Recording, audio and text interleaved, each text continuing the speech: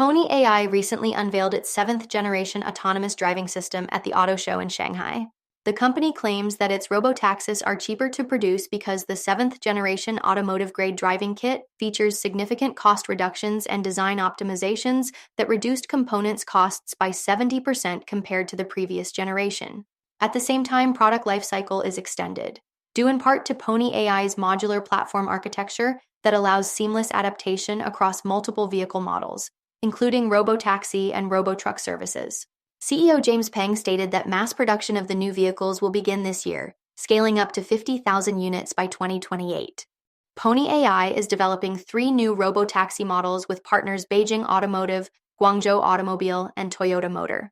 Moreover, they have a partnership with Hesai Group to supply its AT128 LiDAR sensors for better visibility in its robotaxis, as well as a partnership with Toyota to further support its growth.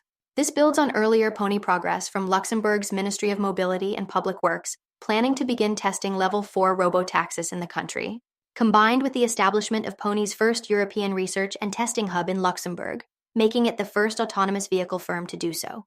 Pony AI now has testing permits across China, the US, South Korea, and Luxembourg, and plans to conduct its autonomous vehicle testing in partnership with Emil Weber, a leading mobility solutions provider based in Luxembourg. After all, they already received permission to operate paid driverless robotaxis across Shenzhen's Nanshan district and extend its commercial operations to connect it with its service zone in Baoan district, marking the first cross-district driverless network for the company. For more on Pony AI and other companies, follow Ascencore. Thanks for watching and have a nice day.